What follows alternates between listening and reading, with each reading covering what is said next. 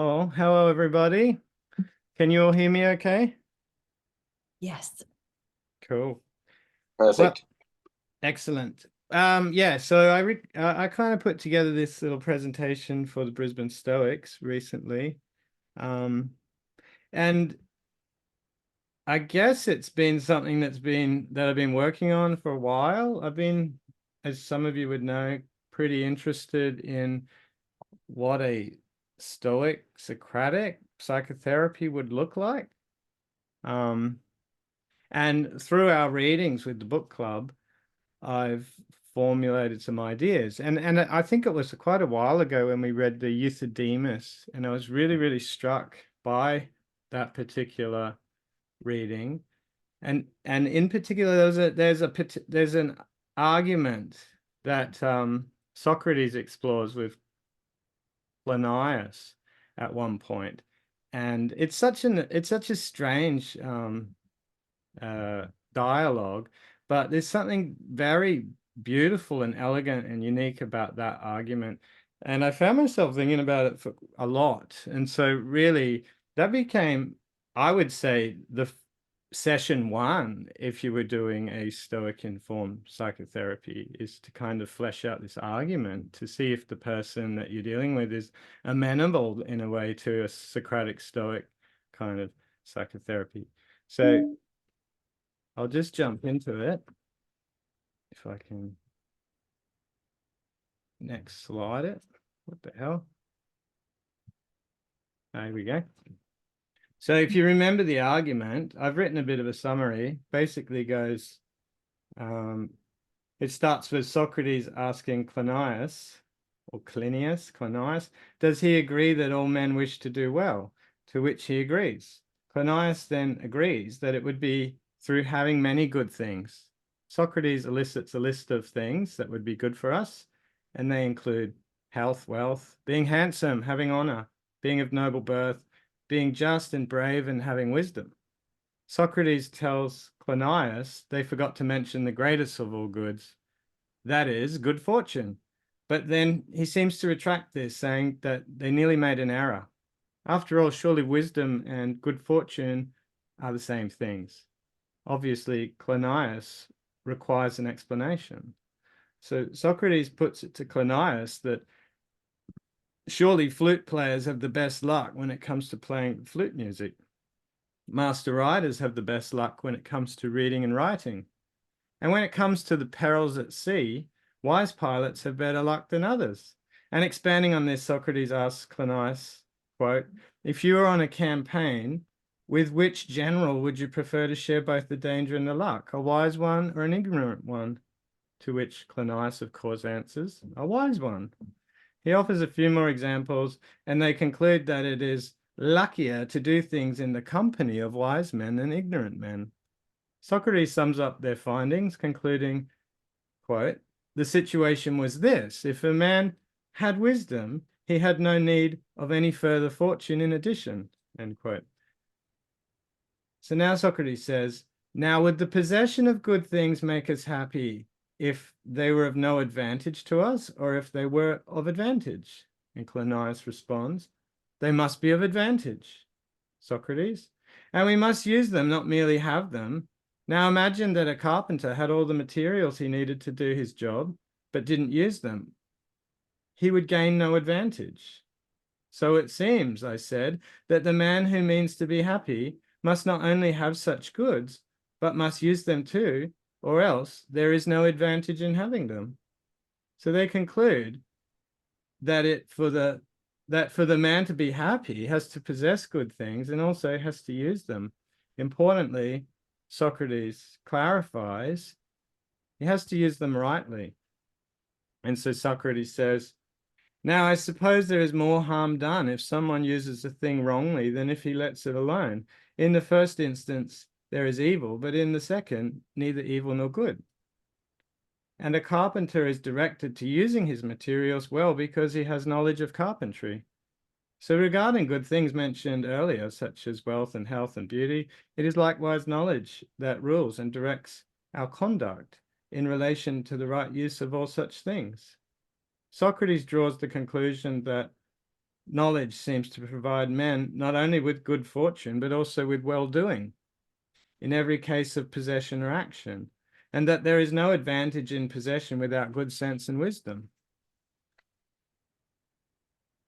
In fact, he reasons, the man with no sense would likely profit more by having fewer of these good things, as he would make fewer mistakes.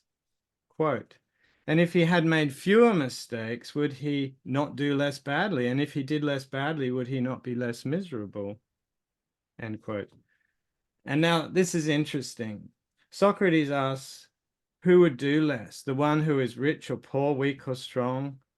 One who held honor or dishonor, the brave and self-controlled, or the coward, the lazy or the industrious? And so this is his kind of final wrap up, his kind of conclusion.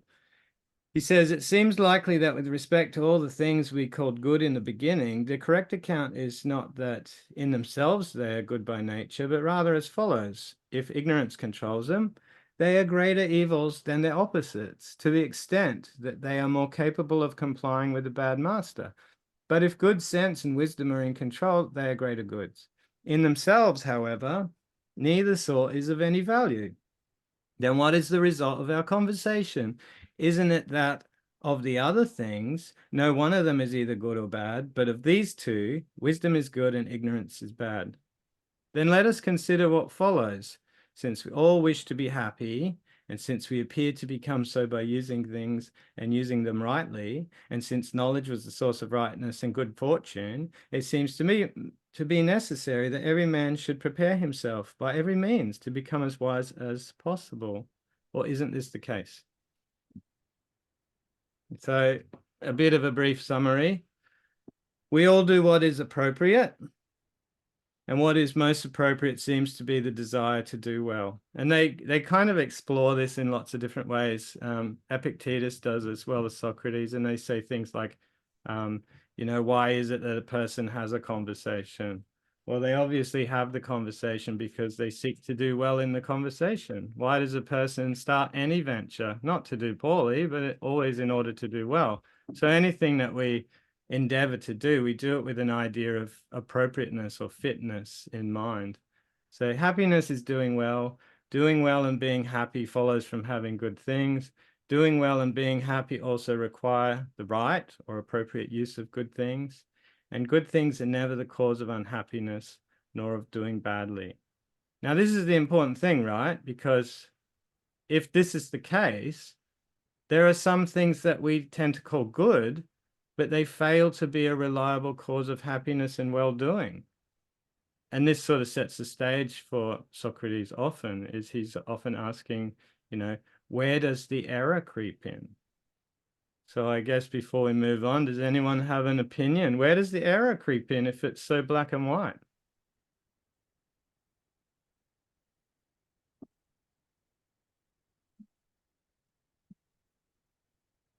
Anybody? I can't actually see anybody with this screen. Yeah. It's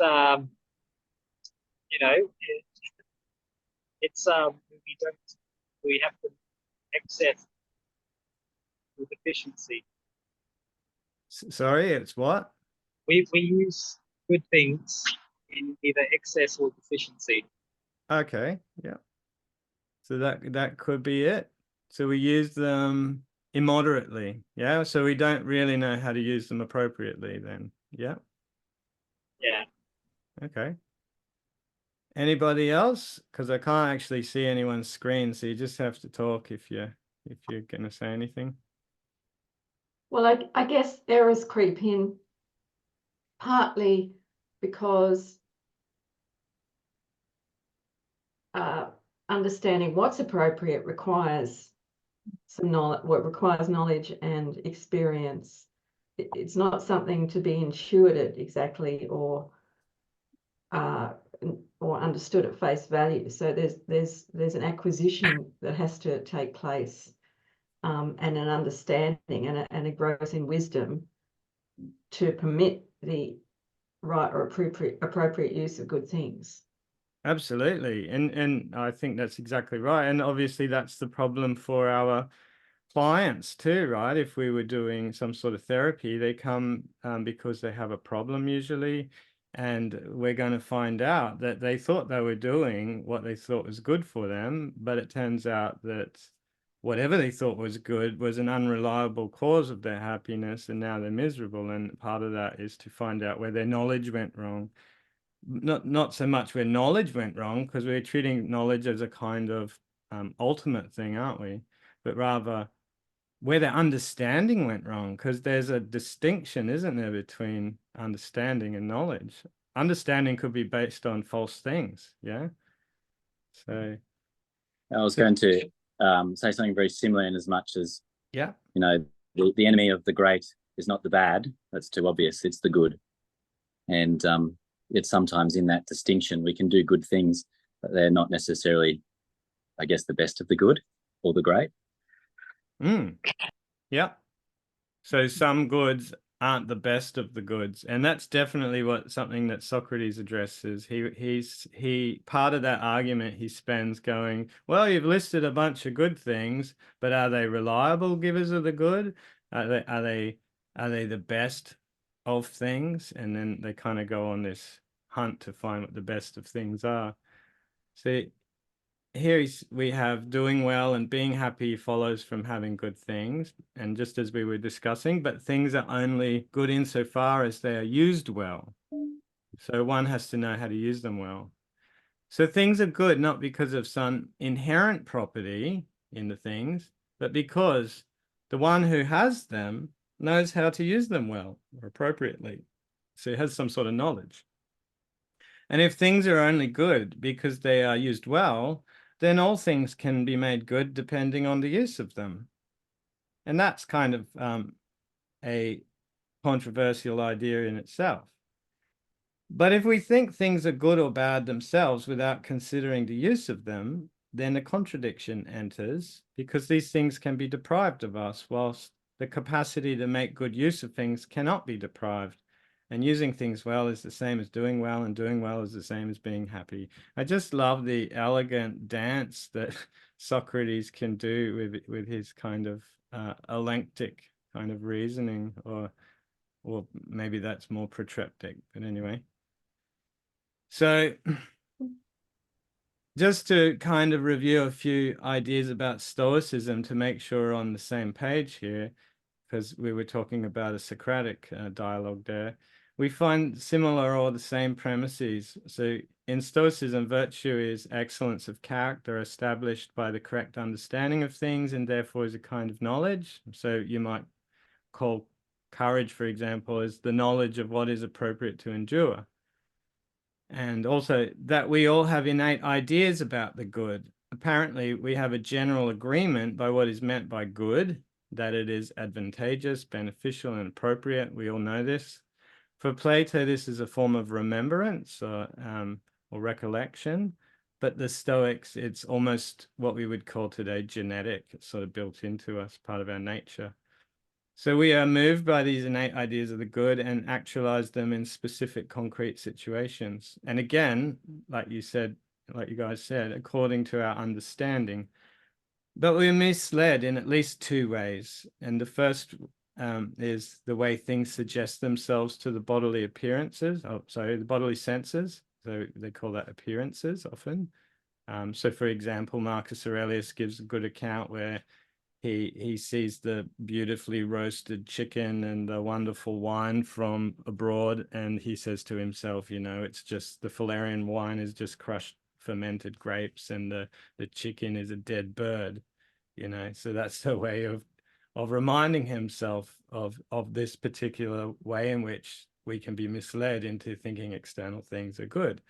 And two is the common opinion. So the second one, the common opinion, tends to be the mainstream teaching we receive that's unphilosophical, and it comes usually from our society, our parents, our culture, our friends, etc.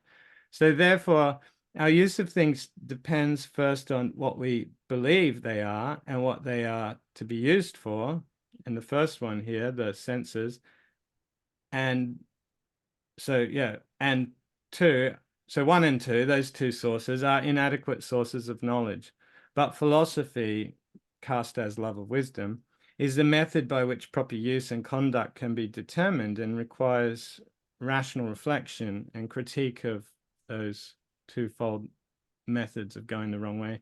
And probably it requires a specific education in philosophical principles. At least that's what the Stoics definitely think. And I think, as you were saying, Judith in particular, understanding is really critical to this process. So our ability to do well depends on our understanding of things. What we consider reasonable reflects not only the state of our knowledge, but also our own character. And we find this in Epictetus's Discourse 1.3. He says, for a rational being, only what is contrary to nature is unendurable, while anything that is reasonable can be endured. Blows are not by nature unendurable. In short, if we look with due care, we'll find that there is nothing by which the rational creature is so distressed as by that which is contrary to reason, and that conversely there is nothing to which he is so attracted as that which is reasonable. But these concepts of the reasonable and unreasonable mean different things to different people, as do those of good and bad, and the profitable and unprofitable. It is for that reason, above all, that we have need of education. So here's the education, the philosophical education, so as to be able to apply our preconceptions, and they're the innate moral concepts, of what is reasonable and unreasonable to particular cases in accordance with nature.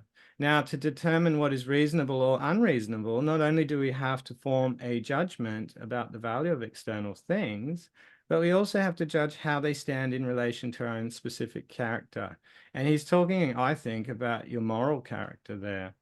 So there's something specific about the kind of knowledge that both Socrates and Epictetus are interested in, that it's not merely a knowledge of things in our typical scientific objectivist kind of way of thinking of knowledge, like weights and densities and extension and, you know, properties of material objects, but rather it's moral in character. It describes man's relation to things and the appropriate use of things. And it makes sense thinking of this argument in Euthydemus, where primarily the person is concerned with how to do well, i.e. flourishing, to live well, to reach their mature rational ends. And, you know, regarding what is the appropriate way to find our character, in line 30 of the same discourse, it says, someone asked, then how will each of us come to recognize what is appropriate to his own character? And Epictetus gives this recount of how a bull has to, you know, develop and mature, but at some point in its career as a young bull, it becomes aware of its own power. And he says, surely rational beings become aware of their own power to some degree at least. And it's really the power of choice that's critical, the control over judgment. So he finishes it with, consider at what price you're willing to sell your own power of choice. So we can see the moral dimension to the kind of knowledge that he's talking about there. So I tried to put this into a bit of a flow chart. This looks totally messy and disgusting, so please excuse me, but this is not even the first version of it. The first version was a total mess, but I think it's pretty sound. So there you are. We all seek to do well up at the top there. And reflecting on that, well, what makes you do well? Well, good things, of course. Well, our breakdown here is, well, not external things. They're unreliable and susceptible to damage. So things up to us, rational resources, they're reliable, they're not susceptible to damage. So the use of reason, like the capacity for judgment and that, so that comes into appropriate use. And here I think is a critical stage that you know, we are talking about here, but often gets left out. It depends on what is reasonable, aka understanding. So this brings us to a really important topic, I think, for CBT and for this kind of therapy, is that there's got to be different means or methods by which a person can come to knowledge. And one of these methods will be like inferior methods for acquiring knowledge, And if we're thinking in terms of psychotherapy, there'll be things like early life experience or teachings given to us by a culture that is promoting consumerism, for example, or, you know, negative schemas and core beliefs. That could be an inferior method for acquiring knowledge, that you can quite clearly show the client that they're relying on this busted ass method in order to establish their understanding. And so we can kind of speculate that there must be superior methods for acquiring knowledge, whatever they are, and that's going to be the Stoic kind of theme around what the principles stand for. They lead, or they constitute virtue. So the knowledge of the good and right use of things, having the capacity for good by knowing what things are and how they are to be used appropriately, which of course the virtuous person who is, you know, who is virtuous, who fully commits himself or is embodied in, if you like, this superior method of knowledge, this superior method for acquiring knowledge, has knowledge. And to have knowledge is to be virtuous, and also simultaneously to exist as a kind of in alignment or in harmony or having complete coherence with capital R reason, be able to embrace, you know, to complete his rational ends and so on. And I think that's interesting because that taps into what later on I assume gets developed in, you know, maybe some forms of Neoplatonism and medieval magical systems as man, the microcosm within the larger macrocosm, and the kind of conduit that the perfected man is between the divine ordered world of the cosmos and the social rational world of man. But anyway, so yeah, inferior methods obviously lead to have contradictions within them. They have distorted reasoning within them. They're cloudy and obscure, Plato tells us, seen through a glass darkly, I think was the English rendering in one of them. And obviously is the cause of inappropriate use, not doing well, and vice, which is a state most of us have to contend with. So kind of again, in conclusion, one, we desire to do well. Doing well requires good things. Doing well and having good things necessarily makes us happy. 3, some things we call goods do not result in happiness. A contradiction is present. These things are not good, but rather we have erred in our understanding. We are ignorant of the good. And so to persist in this error introduces inconsistency and disharmony into rational life, which desires consistency, coherence, and harmony, which is kind of what I was talking about just before. The Stoics believe that these describe the rational order of the cosmos. So enter the Socratic elenchus, which is basically a kind of cross-examination of the witness. We need to clarify our understanding of doing well, interrogate our sources of information.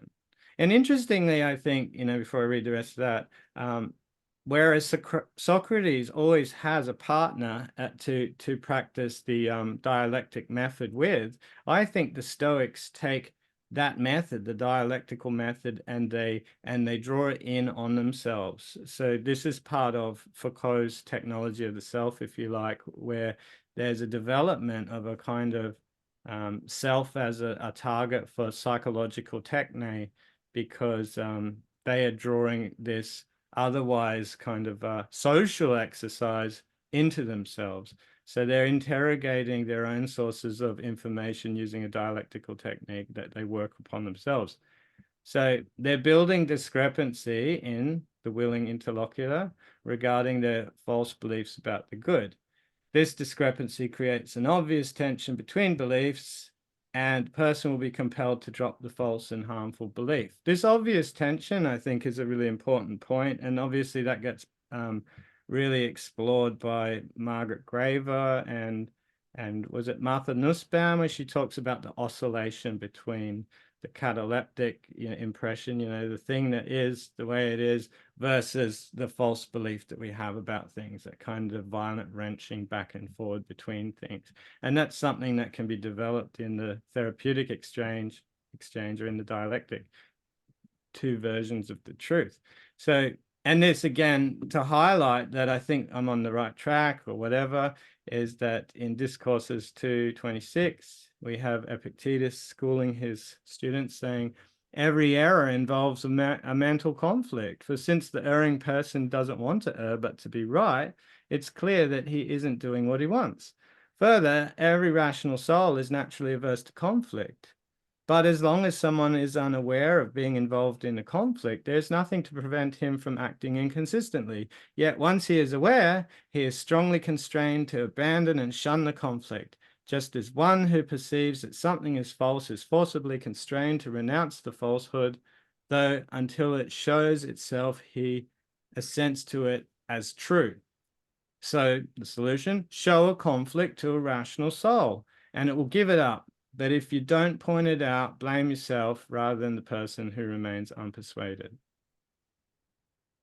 So I just wrap this up in a nice little bit of protreptic. Socrates claims that all of us want to be happy and that happiness comes in having what's good. This means that the happy person having what is good, and that the unhappy person lacking the good is not good. If you know what makes you happy, then wouldn't you do everything within your power to acquire it? And if it was already in your power and nothing outside your power could prevent you from having it, then you would have it. So knowledge of the good is the same thing as having it and of using it and of being happy as a consequence. And obviously the Stoics here think virtue is the best use of ourself and our present materials. We have been given a nature that is free from coercion and control, capable of joy and able to reflect on and shape itself. So look, I can tell none of you believe a single word that I've been talking about. So let's double down a bit. No one chooses to do bad intentionally. We've covered some of this material. They do say out of a lack of knowledge of the good. It's a problem of knowledge, and it's a twofold problem. So first, as we said before, there's the problem of appearances, that things appear to be good to the senses. And there's also the problem of knowledge. We are taught incorrectly that external things are good in themselves when it is the use of things that matter. And now this is the kind of tricky bit to this whole thing that I'm not entirely sure whether I've sold it, but obviously there's a different kind of knowledge at stake. So knowledge in this ancient worldview is primarily, or at least equally, moral. Knowledge of things means knowing how they are to be appropriately used, that to use things well makes the best use of what we are. This view makes the self the center of a moral cosmos that reveals the goodness in things through its use. So it is embodied and embedded. It's a whole. Anyone who believes this is open to benefit from the method that I've really been describing. But in contrast, knowledge in the modern world seems to at least describe things as scientifically objective without making any attempt to connect our relation to things. So this is kind of a clinically sterile account, and it's Cartesian. The disembodied ego is disconnected from the life world and seeks only to have power over nature. Anyone who believes this is cut off from nature and in need of therapy, but it remains closed off to its possibility and potential. So, thinking a little bit more about this, because I just wanted to make my case a little bit clearer, the Stoic seems to advance the Socratic method, their development of a psychological model that describes impressions and the use of judgment in their appropriate use, has a conception of knowledge that integrates knowing with moral character in the service of well-doing. To me, it's a whole picture, like it's a worldview.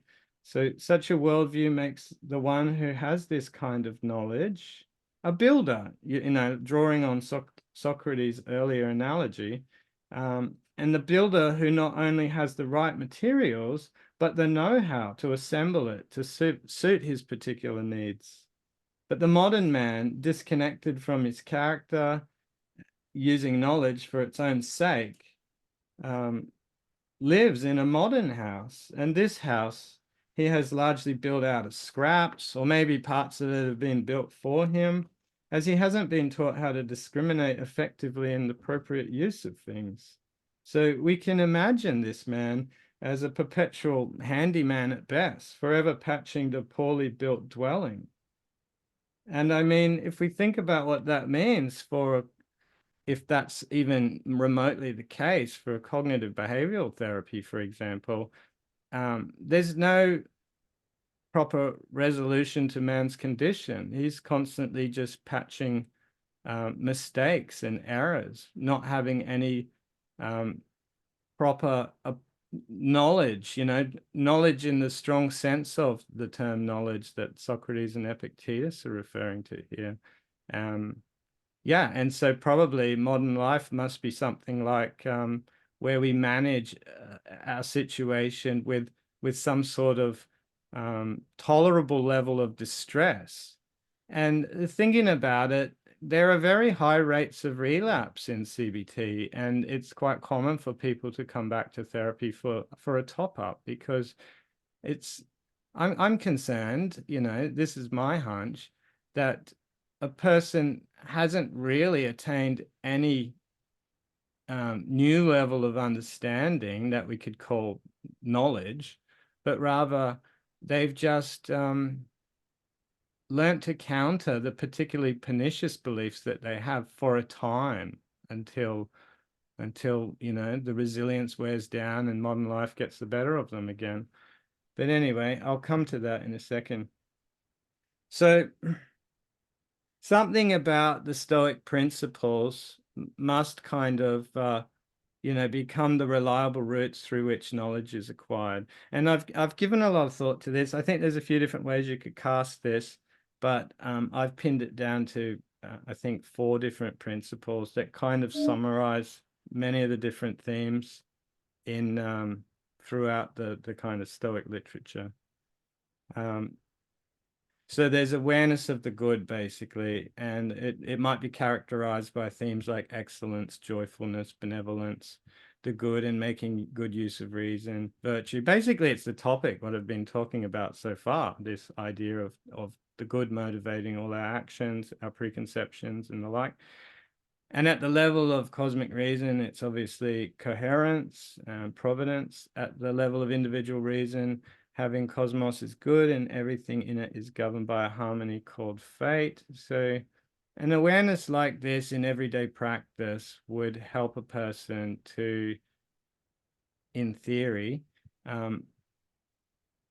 have a more secure route to knowledge. That's the idea. One that's not contradictory, prone to contradiction. And anyway, so the second one would be governed by freedom, autonomy, freedom from harm, safety, fearlessness in the face of adversity would be the main themes.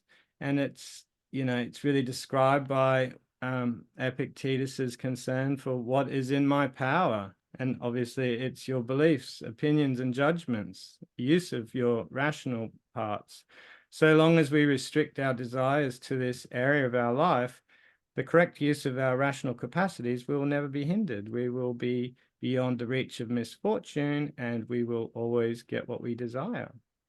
So here the link to the previous principle is obvious. Despite the limits we experience as a bodied being, we have this extraordinarily precious and potent gift in our rational faculty. And the last 2 that I think go into making this the preconditions, if you like, for this kind of certain knowledge: acceptance, which are, the themes would be safety, gratitude, joy. We have been made in such a way that it would be enough for us to make good use of what is within our power, our rational faculty, in order to be happy. The things up to us can never be hindered, blocked, coerced. We cannot be deprived of making good use of things, not even by Zeus himself, we're told. Knowing this, we should act as if what is given is what we in fact desired all along. Everything given is good enough for me, and it is up to me to make good use of it. And I like this term given. Like, for me, it's as if the world is given to us. This moment is given to us. This friendship is given to us. This partner is given to us. This meager meal, whatever it is given to us. So it's a constant acceptance and receiving of gifts. Embeddedness and rational kinship. So the themes, obviously, respect, dignity, benevolence. Despite the fact that we are a definite rational locus, you know, we have our own distinct individuality. We are deeply embedded in the world. Beyond the world of non-living bodies, animals, and events, we are bound together with other rational beings in communities and families through which we have our roles, obligations, and duties. We have been given a world, and the meaning of things is revealed to us in the correct use of ourselves, of reason. So, look, this is a bit of a mind bender. Don't get too caught up in it. But this, to me, looks like something you'd find in a CBT textbook. And I've created a few different versions of it, depending on who your audience is. This is for a Stoic audience, hence the impressions as inputs, understanding here. And really the locus of what you might call free will, I'll get in trouble for saying that, but judgment, and whether or not you agree or disagree with the kind of impressions that are given to you. And this kind of circular shape here is what's referred to in CBT as a problem, PMC, problem maintaining circle, basically. So, you know, you have negative, if your understanding is fueled by, for example, these minimal data, you know, these are poor routes to having knowledge, you know, not knowledge, opinion, maybe, social programming, sensory perception, early life experience, they're rich in sources of error. So, you know, the psychologists or whoever, the therapist, we're looking at this as emotion as evidence, probability distortions. So they talk about these as cognitive distortions, for example, like mind reading and fortune telling and disqualifying the positive. These are all probability distortions, whereas emotion as evidence is something that happens, you know, it's a particular kind of distortion that causes things like the inner critical voice for most people. It holds them back because they've got this inner voice that's just an emotional voice that's reflecting this very kind of limited and minimal understanding of reality, and it's getting reinforced back to become an input again through impressions, which then of course filters back into understanding. It becomes a self-fulfilling prophecy, and the same thing obviously can happen with behaviors. So obviously the point here is to, again, refer back to, in any given situation, to be able to ask oneself, like, well, what kind of knowledge am I using here? Is this just the kind of knowledge that prevents me from doing well? Because that's the question at hand, you know, my flourishing, my doing well, my moral character. Is it stuff that's mired in the past and heavily emotional because it's I've been taking emotion as evidence for all these years? Is it stuff that my mum told me who I don't even listen to anymore? Or is it something deeper and based on understanding, critical reflection, all these principles, you know, like rational integrity and freedom and an understanding of what it means to take responsible use of the things that we're given in the world? To simplify this for your client, if you had a client and you were doing something like this, obviously the previous one might be useful for a sort of case conceptualization design to work out where you are in therapy, for example. This is much simpler. It's saying exactly the same thing. And I've actually tried this with a client recently. I showed them this. This is your problem maintaining cycle, which is clear enough. You can actually follow this with like in cognitive behavioral therapy, they use like a thought record where you would write down the situation, the beliefs, whether or not you approved of the beliefs, as in assented to them, what kind of emotions came up, behavior, and it reinforces the problem. And this is one definition, for example, of what is considered pathological in cognitive behavioral therapy. One definition is that it's maintained in a problem cycle. And obviously you know, their limited idea, in my opinion, limited idea of rehabilitation would be to break that cycle. But for us, we're not merely breaking the cycle and still referring to inferior forms of information. We're not merely just contesting one set of beliefs with another set of beliefs, which is what they ask us to do often, but rather we're looking for superior forms of information, which are good contributors to doing well. And they're the kind of things that we are told we're going to find in Stoic philosophy. So, and in particular, those principles that I've tried to isolate. So you would use those principles as much as possible in your everyday life, and they would play a very important role in creating these alternate views that are so popular in CBT. Instead of just having, like in CBT, they would say, think of a point of view that your friend would have, or a helpful stranger or an observer, and contest your pathological view with that one.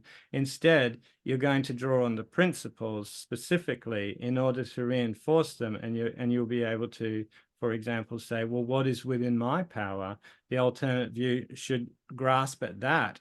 Or it might grasp at the idea that, well, I'm in conflict with somebody, but it's only because I've forgotten the guiding knowledge that I should always have at hand, that other human beings are rational kins. You know, they've been given a part of reason just as I have, and they deserve great dignity and respect just for bearing, just for having that part in reason. So I think we'll stop there because it goes on forever. But any feedback at this point? I'd like to, that's kind of all I want to say about that at the moment, because the rest of it goes into sort of therapeutic approaches with techniques and stuff like that.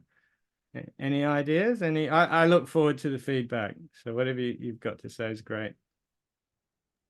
Well, thank you, Courtney. I mean, I have nothing to, I think you've given a very comprehensive framework, which I'm in total agreement with.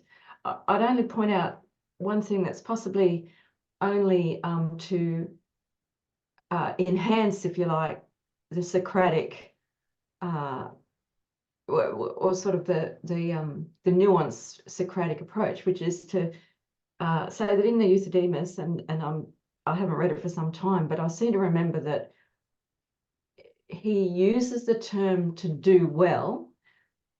He uses the standard Greek term euprotein. Now that in the Greek can mean both do well in the sense of common opinion, such as, oh, well, he's done really well, as in, you know, he's acquired a lot of money or whatever, that common opinion meaning. But also he uses it in the sense of more fundamentally what it really is to do well. And that double meaning, I suppose, lends or sort of underlines how fundamental the oscillation can be between a right perception or a more right perception and a less right perception of what it is to do well. So that's just one kind of verbal point. But otherwise, yeah, I think what you've outlined is very useful, and I think your particular passages from Epictetus are very well chosen and very pertinent. And finally, I really like your diet, perhaps not the more complex one, because that's a bit hard to grasp all at once, but the simplified version of the diagram as to reaching the better understanding and the more reliable impressions has to be key, I guess. So yeah, I would welcome a part two where you went into the therapeutic techniques, I would say. Oh, thanks so much. That's really interesting about the what you're saying about the to do well, and I'm not surprised. It strikes me as really important, his phrasing, even just in the translation. So thanks for that. I'll have to pick your brains about that later, because yeah, I think that really ambiguity is so deeply part of the problem that Epictetus and Socrates realized about preconceptions and how do we apply them, you know, like we have a knowledge, well, not a knowledge, we have an innate awareness of these things, but oh my God, applying them to real life is notoriously difficult, and that's why we need instruction. So yeah, that would be really interesting to unpack. Thanks heaps. Anyone else? Lee here. Just I guess for comment, I suppose the characterization that, you know, when you talk of you talk of the good as well as happiness, and I think of a contrasting kind of experience that we might have, which is, you know, you go to somewhere like a poor country, the Philippines or something like that, and there's this sense that everyone is seemingly quite happy and content, and they definitely have a different kind of perception of what is good, different standards that they don't have the expectations of electricity all the time and water and those kinds of things that but so in terms of in terms of then, you know, getting into that whole kind of belief, the belief and the emotion, a little bit chicken and egg, but in the CBT, you know, that belief is a very powerful kind of thing. Therefore, of, you know, thinking of those kinds of where essentially one can almost one believe that or people believe in different kind of morals and different kind of standards, and one can be happy and one cannot be happy, and so therefore how can one kind of therefore contrast what would be good in that sense, or if they're not happy, therefore is it just as simple as kind of changing that standard or changing that belief to not what they might think is within their moral compass, but what they can observe through, you know, a whole bunch of contrasting cultures and other perspectives. Yeah, thanks. Yeah, it's a very difficult subject, unknotting these different things. But I think the CBT model, because it's very much modern and Western, does have those problems that you're kind of talking about, maybe about well, how do you really address concerns about knowledge when, you know, we say, for example, that, well, whatever makes you happy is good for you, you know, and it doesn't have to match what makes me happy. And there's some element of everyone's an individual in Stoicism. We're obviously able to enjoy things differently, but on the other hand, they're looking for some sort of what they would call universal set of knowledge, which is basically built into us. It's some sort of kind of, what's the word, that we are made as part of the cosmos, as part of nature, and within us we already have a blueprint of what is appropriate behavior, what is good for us, and that it's just a matter of bringing our mind, our cognitive stuff, our beliefs in line with that, in alignment with that. Sorry, that probably doesn't really help, but Is your criticism that CBT doesn't have ethics attached to it? And they're saying like you can replace beliefs with any belief as long as it's not a unhelpful belief.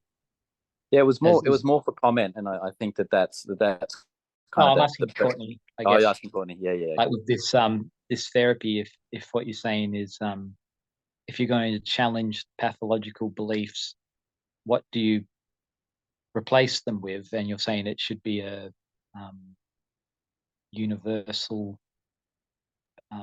Well, yeah, like, and I think like Judah said, you know, if you're talking about doing well, and it has that kind of ambiguity in it, do you mean in the common sense way of doing well, or do you mean doing well in that deeply satisfying, way in which you are actualizing yourself, where you are moving in accord with things, you know, the way that you were designed, basically. We're talking about that kind of thing. And how would that happen? Well, you would need the right kind of way of seeing how to use things, the right kind of knowledge about what your relation to things and to the world is. And so, for example, an obvious one would be that taking the view that I'm deeply embedded in a social tapestry, and that it's kind of complex, and not only are we embedded in it, we're almost entangled with it. Yes, we have our own individual rational selves, but we're deeply connected to this living life world. So caring for other people is just as significant for caring for our own well-being, and that constitutes a kind of knowledge that we don't generally see happening in the world today. So that would be a route to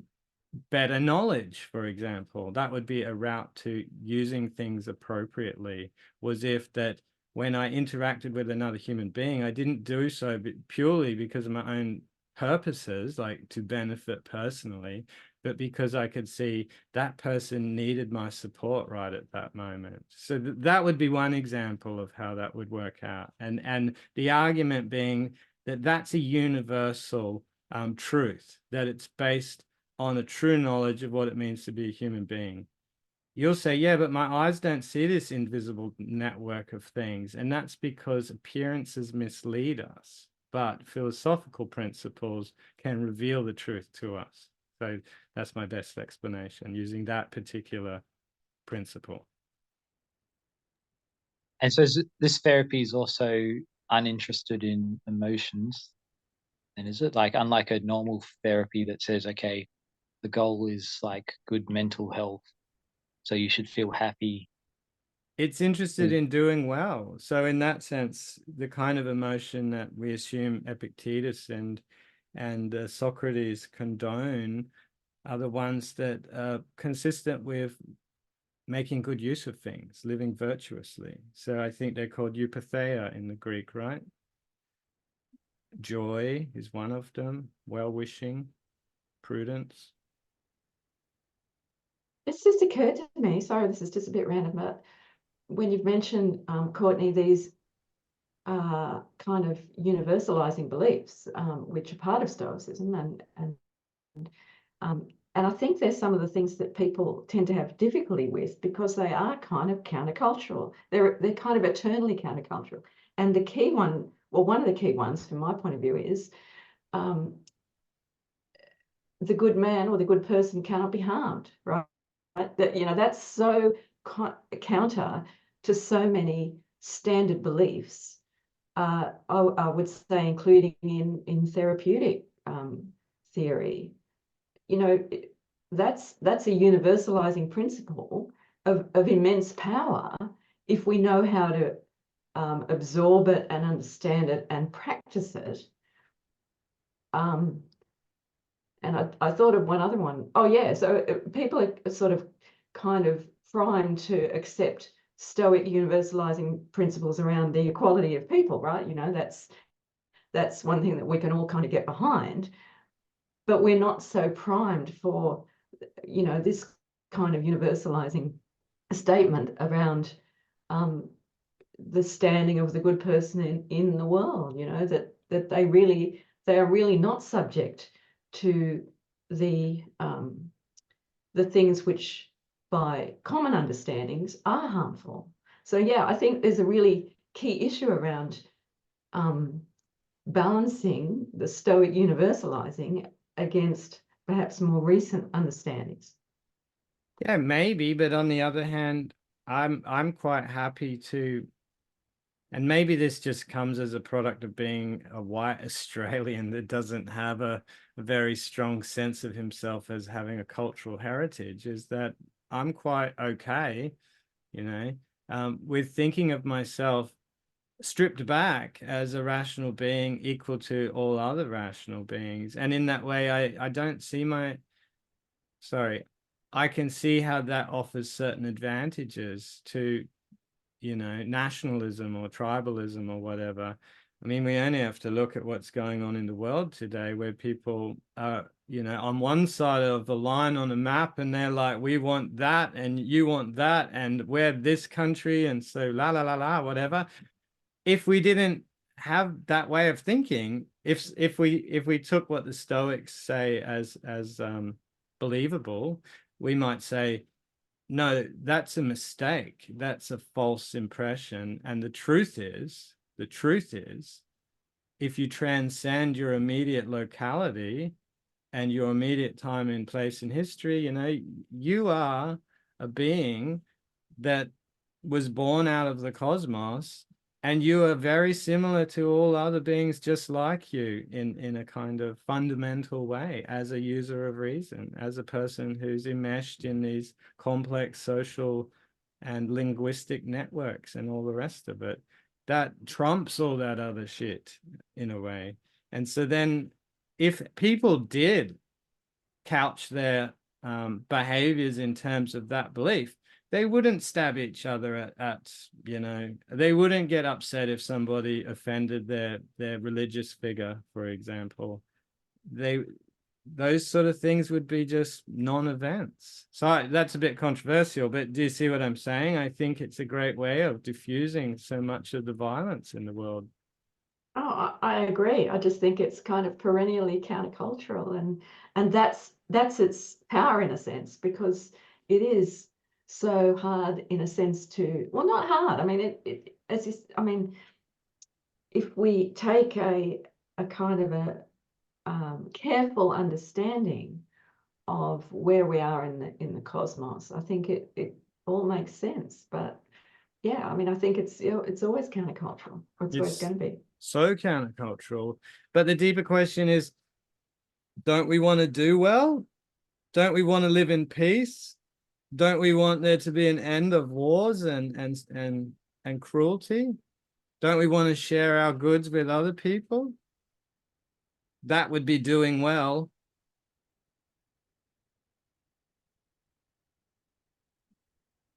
Well, anyway, I'm glad you guys didn't all fall asleep. Sorry, Ashley. So it's interesting this way you're saying in 2.6, the discourse is about if you have contradictory beliefs and you bring them to awareness, that the rational one will prevail. That's the argument. Yeah. So is that sort of like a psychoanalytic method? No, it's a Socratic one. He says that we're all lovers of the truth.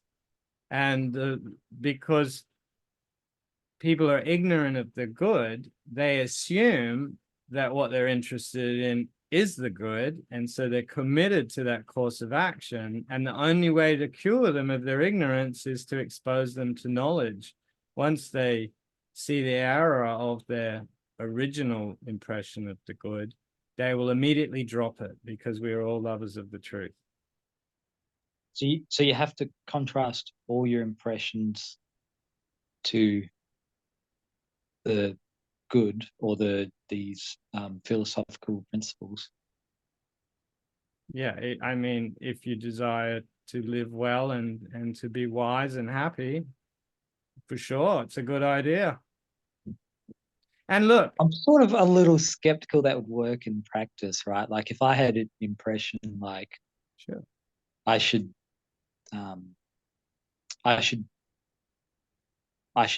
kill my dad, right?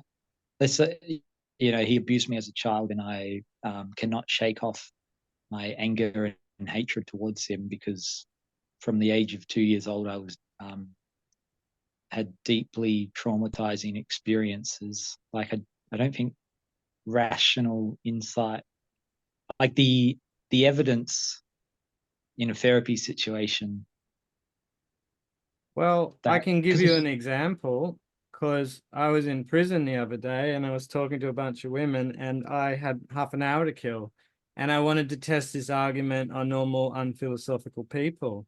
So I did it in a really easy to understand way. I was like, Socrates goes up to people and he says, do you want to do, everyone wants to do well. So I gave them like that argument and kind of like the summaries. And I said, so what are the good things? Because Socrates says, well, doing well means having the good things. What are the good things? And we did it on the board, on the blackboard. And a lot of the women said freedom. Freedom is the good. Freedom is the good. And look, there's a preconception behind that for the Stoics. Like, yeah, absolutely. Rational autonomy, rational freedom is the truth. That's the preconception that motivates all this other behavior. But when you talk to the ladies in prison and you say, so tell me about freedom, they said, that's why I was a drug dealer on the outside, because I didn't want to work for anybody. I wanted to work for myself. I wanted all the freedom in the world. I could do whatever I wanted. I was completely independent of the government. I didn't have to pay taxes. Freedom, freedom, freedom. And then I stopped and said, but ironically, you're in prison and you have no freedom. This is the problem. And when I said it like that, and we talked a little bit about it, they looked at me and they said, yeah, how the fuck does that work? And they were struck by what you could see the look on their faces. They weren't angry at me. They were struck by how ridiculous their behavior kind of was, in that they valued freedom above all things, and they acted in such a way as to contradict their freedom.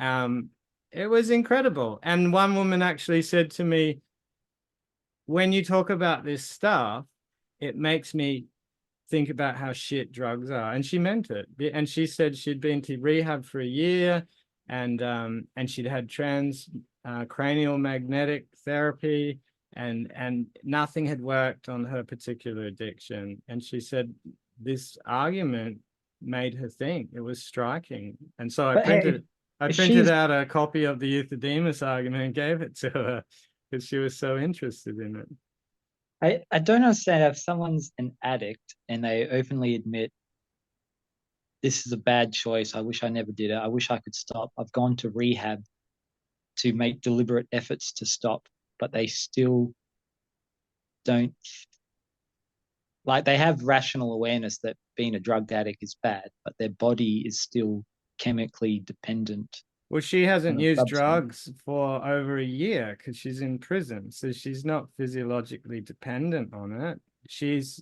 If Socrates is right, she's committed to the idea that something about the drug lifestyle or the pleasure in it or whatever is the good.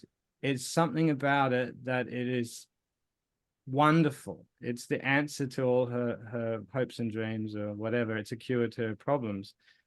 You have to show them how it's not a cure to their problems, that it's actually a huge cause of their problems, but its attractiveness lies in some principle that resembles the good, this preconception underneath. So you need to show them they're not to blame. It's not your fault.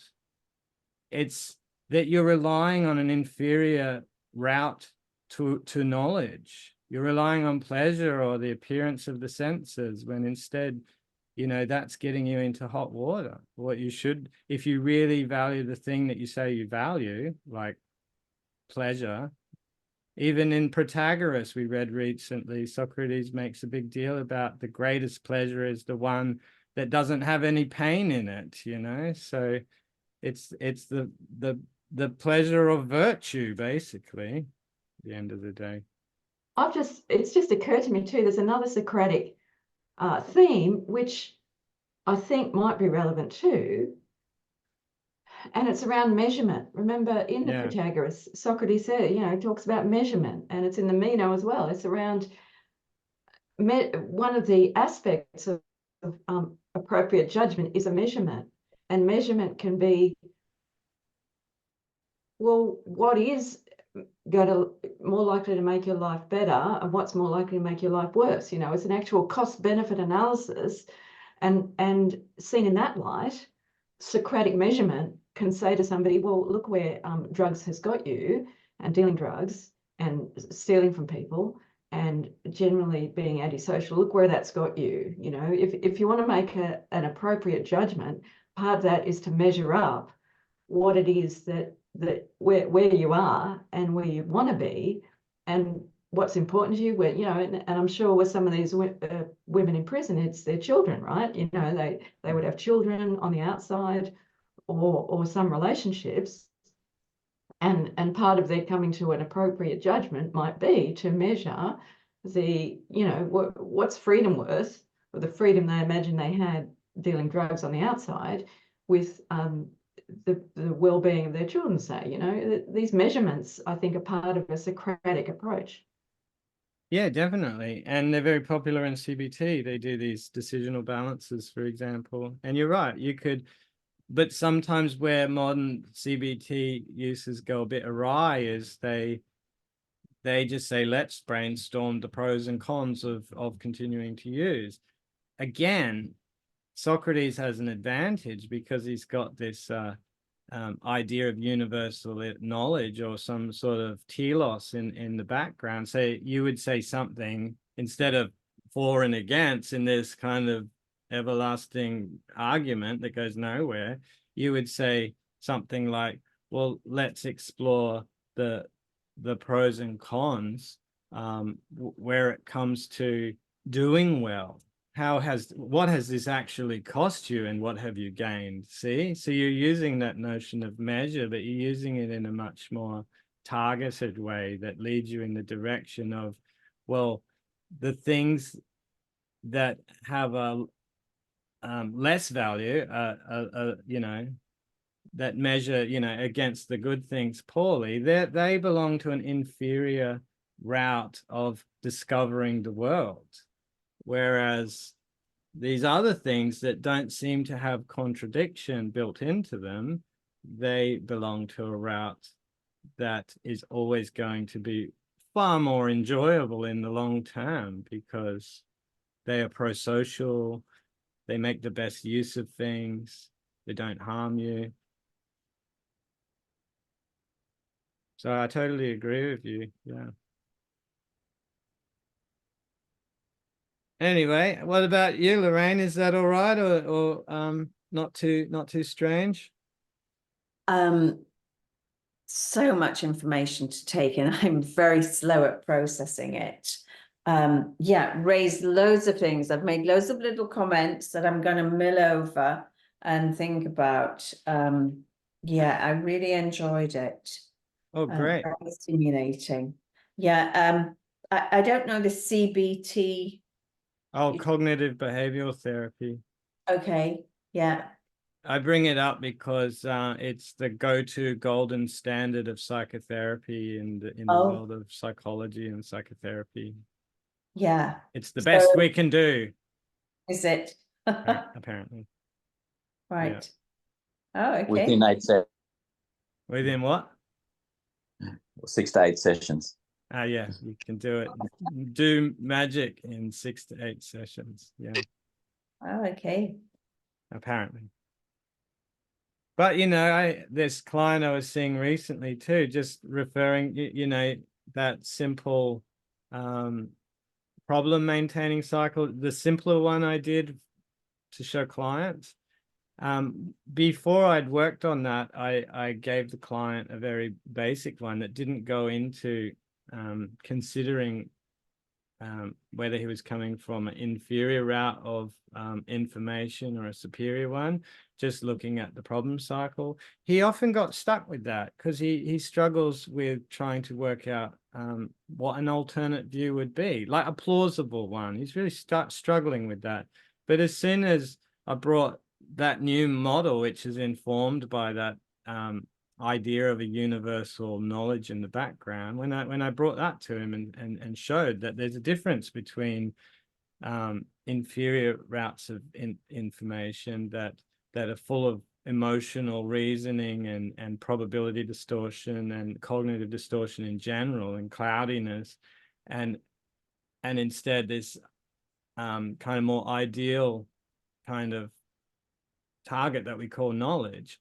He was able to kind of brainstorm on the spot exactly where his problems were coming from, because he was like, oh, that makes sense. The reason I have these automatic thoughts is because I have this critical inner voice, and the critical inner voice is clearly an inferior form of knowledge. It's not knowledge, and it's an inferior form of information, because it is information. It's giving the client information. It's saying, you're a piece of shit, you're a loser, you're going to fail at everything that you ever do. Run home and come back to mummy. That's what it keeps telling him. That's information, and it's really shit information. It's not going to help him do well at all.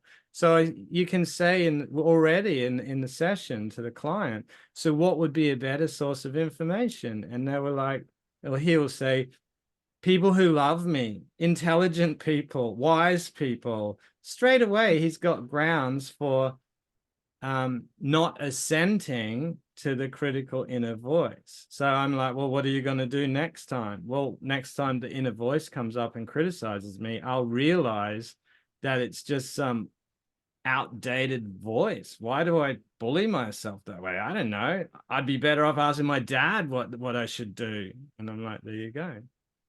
That was easy.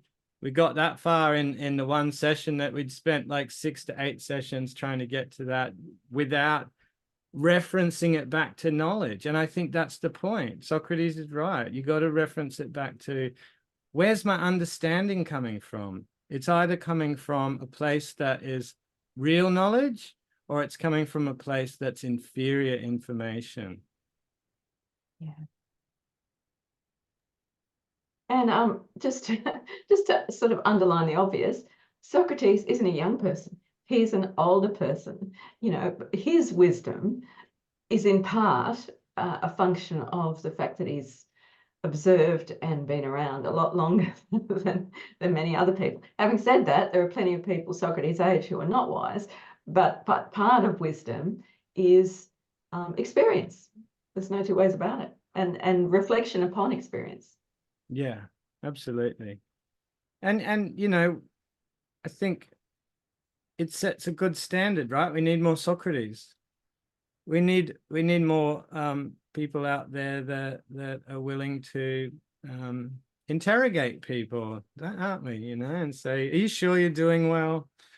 You say you're doing well, running around with all your stuff, but you know, are you really doing well? Are you helping the others as well? Are they doing well when you're doing well? You know? Yeah, it's such a simple expression, right? But it's got such powerful valences and so many and as you say, ambiguities around it. You know, just thinking about what is it to do well in our society? What does that mean? And how do people interpret it? How do they internalize it? How do they use it to form their own goals and their own sort of judgments about their own success and their own self-image? It's very powerful. It is, and I'm very inspired by the phenomenologists, like, not that I've read Being and Time probably, but Heidegger uses that term revealing, how things are revealed by the, and I think that's a beautiful idea or metaphor or reality, whatever it is. But what if you think about it in those terms, it means that how does doing well, or how does your way of doing well reveal you? I mean, what does it say about you as a character? If you're the kind of person who thinks they're doing well because they got lots of money in the bank, but they got no friends, what does that reveal about you? What does it reveal about your set of knowledge or what you think the world is? And that's the kind of thing that's really being tested in this way of doing things. Whereas you could be totally poor, but like Lee said, living in a foreign country, but you're happy, you're surrounded by friends, you're an important part of the life world that you live in. And when someone says, are you doing well? If you know that you are, because you're surrounded and loved by other people, and you can honestly say, yes, I'm doing well. I'm not depressed at all. I don't have existential anxiety. You know, I'm at ease. I'm doing well. I'm flourishing. And it reveals something about your situation. And most of us here in the West would probably look at that person and go, poor bastard, he doesn't even have $2 to rub between his fingers. what does that reveal about our culture? You know, so there's this revealing that's very interesting. Yeah, so you know, one of the kind of sayings in Marcus Aurelius, it's kind of it gets taken for granted at some level, but it's very powerful. You know, where he says it's possible to live well in a palace, and he's obviously referring back to Socrates, right? So he means that you can have your own, you can have the right values even in a palace, and so it's possible to have the right values even when you have unlimited power, unlimited money. That's a very powerful thought. It's beautiful, and it means that we can get rid of that kind of problem that most people are interested in, Stoicism amongst other kind of spiritual disciplines, about what to do about material goods. It doesn't matter if you're poor, it doesn't matter if you're rich, it doesn't matter if you're middle class. Your use of those things reveals your character, and it should be the same character. You'll be different, of course, everyone's different, but it reveals, your goodness is revealed based on your, you know, just ability to be that guy. Anyway, might as well wrap it up there before I say something ridiculous. Thank you, Courtney. Thank you. It's been great. Well, thank you for your support. I will talk to you more about those ideas about doing well, but yeah, no, I think there'll be more to come on this. I think it's a very exciting kind of subject. So thanks again for your support, and have a wonderful evening and a wonderful weekend, guys. Thanks, Courtney. Oh, just sidebar, are we still doing Epictetus? We had a holiday because you weren't around. We tried without you, but I don't know, it just wasn't the same. But yes, we should start again. So maybe not this Tuesday. Oh, we'll sort it out. Okay, we'll sort it out. See you guys. Bye. Thank you very much. It was great. Great. Thanks, Lee. Yeah. See you, Ashley. Hello.